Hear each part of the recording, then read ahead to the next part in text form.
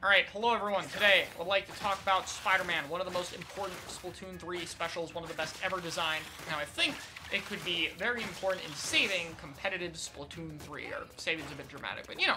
So, let's talk about a few of the things that have been meta so far, and we'll go through them quickly. The only one of these I've liked is Machine. Machine with a very slow playstyle, able to control space with Fizzy Bomb, survivability with the Booyah Bomb, and of course has Area of Effect. We have Flings and Roller with its missile output, safe pain at a distance. We have Splash with its Crab and Burst Bomb safety, encouraging a very slow playstyle with how good Crab is. We have C Junior slowly starting to creep its way in with Wave Breakers and Torpedoes, very much able to just keep people out and find Sharkers. And of course, E-Leader, the secret, or not so secret, very good weapon that I wish more Charger players would be playing because it's very good right now still. Yeah, this thing, obviously, very slow, controls a lot of space. And obviously, a lot of these factors being good over the course of the game and over the course of multiple metas is due to the maps. We're not going to pretend otherwise, unless if you're playing Museum on a few modes or Flounder on all of them or very specific map mode combos. Yeah, the maps very much favor this style of play. And so, I want to talk about something in terms of what could save this. Because obviously we could have map reworks, but that might not be very realistic. If Nintendo designed the stages like this, it's hard to think that they'll change it. So I want to pull up a clip from 2021 on the Splatoon 2 maps being bad. This one here. Let's talk about it.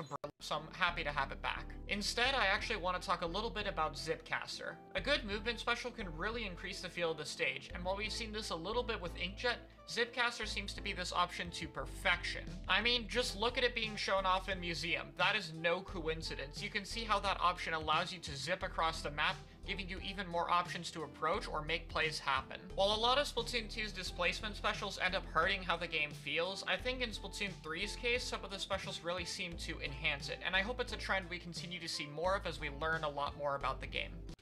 Okay. Also, this quality wasn't great, but... Alright, so... what does that mean? What am I talking about in that video? What you're saying, Char?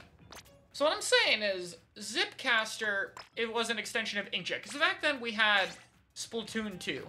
And in Splatoon 2, you would use Inkjet to, like, say, go up here and shoot people. Like, if this wasn't climbable, you go up here and you'd get angles. And then the Inkjet would be really useful for the angles it could provide. And, in fact, I would say the most healthy meta we had was a meta focused around Inkjet. It is the 3.2 meta that I talked about in my meta history video, and I'll play that a little bit here too. Alright, so now let's talk about what exactly is good in this meta. Now, the top 3 weapons currently are the End-Parry Splat Dualies, Splatbrella, and Custom Blaster. And these weapons effectively form a triangle with each other. Basically, Blaster counters Brella, Brella counters Dualies, and Dualies counter Blaster. This is a really great thing to have for your top tiers, because it means everything in the meta is going to have an effective counter. The best... Okay. So, why 3.2 worked well, other than having the movement options, and obviously having an aggressive meta with that playstyle is nice, but it had multiple options that countered each other. Now, what if instead of the weapons that we're talking about, what if instead of the weapons dealing with each other, we extend that to playstyles? Right now, every meta has favored this slower, more defensive, survivability, displacement kind of playstyle, you know? HP specials, missiles, wail a little bit, E-Leader, Flings Up, Splash, Machine. And outside of Machine, which has had double dually kind of rise up when that was really good to counter it, we haven't seen much counter strats that are good. Right now, if you're trying to be an anti-crab meta, you still run 2 Splash-O-Matics. Everyone runs 2 Splash-O-Matics. It's what you run alongside those that can change things. So what I think Zipcaster can do is both help deal with the stage design of the game, and at the exact same time, maybe it can also open up comps to beat slow comps. So what I would want for a better Zipcaster, so let's say we make Zipcaster, like, good. Like, Zipcaster is usable right now. Let's say we make Zipcaster, like, meta. Not, like, as good as Crab, obviously, but, like, running 1 or 2 Zipcasters is good. Like, right now, you would never run 2 Zip, and even 1 Zip in some modes isn't great. Let's say we made Zip really good. And let's say we made it good in a specific way. We're going to give the Zipcaster more duration while it's active. This part, the whole Spider-Manning around, threatening people, flashing, just a general duration. And the second change is the more important one. Splatoon 2 did a very interesting change to Splashdown, where they made Splashdown weapons cheaper across the board. Now, they did this because Splashdown weapons would just explode, so not a great reason. But what if we did that with this?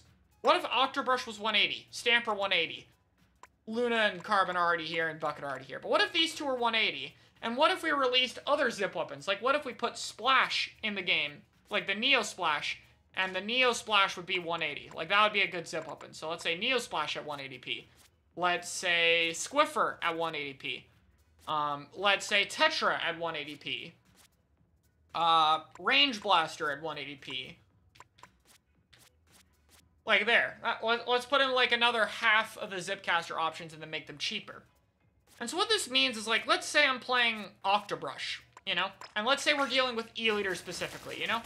So if I'm playing Octobush and I'm locked out, the reason the points for special matter is because once the Zipcaster gets an angle, that's when your team gets to move, because your Spider-Man takes care of the charger.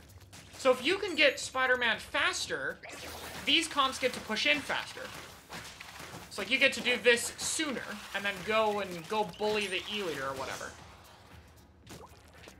So if we do that, and we have that happen more often, you get more chances where the team gets to push in. And this matters because what's good right now is slow comps. And even for stuff that's weak against Zipcaster, if it can play around specials and positioning, it's going to be difficult.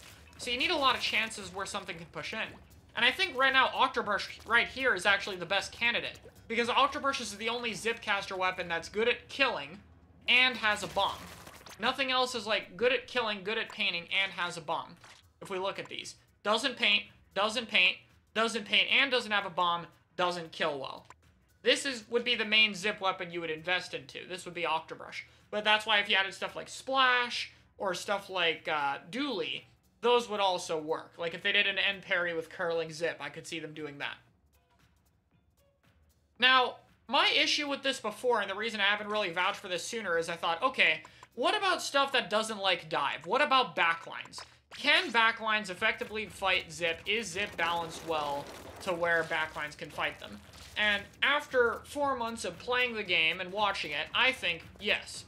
What chargers do is chargers just hold a charge, and then when you zip cast to a wall and you do the jump, or if you hit the floor and have lag, then the charger shoots you. So chargers will literally just sit, you'll zip to a wall, and then if you try to attack, they'll shoot you. And then if you don't try to attack and zip again, just backflip again, and you just keep going. You just... Ready. Ready. So unscoped chargers can fight it. Heavy Splatlings and Hydras obviously just shred it. They shoot fast. They're one of the best backlines against Zip anyway. And then the other one I was worried about is Explosher. But what I've seen Brian start doing is like, oh, let's say I'm gonna zip right on this wall. Awesome. The second he hits it, boom, 90 damage. And you know, I wasn't sure how reliable it'd be. No, it's easy. You can easily 90 Zipcasters. I played a bit of Expo myself. The only stuff I think might struggle... No, it's not a Zip counter. Zip is still good against... I mean, Expo is still bad against Zip, but, like, it can fight it. The only things I think would be weak is Tri-Stringer and Scope Chargers. But even then, I think those could fight it decently. And in general, I think the main issue with Dive in other shooters is that there's a lack of mobility to deal with it. So if you get dived, you just die. However... This is a game where everything has access to this form of mobility. The worst you get is heavyweight, which slows you down, and even then, if the meta calls for it, just invest swim speed. Like, this is a game where the typical problem Dive has isn't really present. Everyone gets a movement in this game. Everyone gets to be able to move fast along the floors painted. And so I believe that that would be fine. So, the idea is, if they put more good zip weapons in the game, good zip weapons, like not okay, really good ones, if they made Zip cheaper, and they made Zip able to play those angles longer, would that open a playstyle that beats slow weapons? Because if we do, what do you run that beats Zipcaster? Like, what stuff that Zip is really bad against? Well, Zip is really bad against stuff that it can't dive easily. So if you run more mid-range weapons that can kind of control space well and are able to deal with Zipcaster, then the Zipcaster comps struggle. But then those comps also struggle against the slow ones. And we're slowly creating that triangle back. We're creating that healthy triangle again.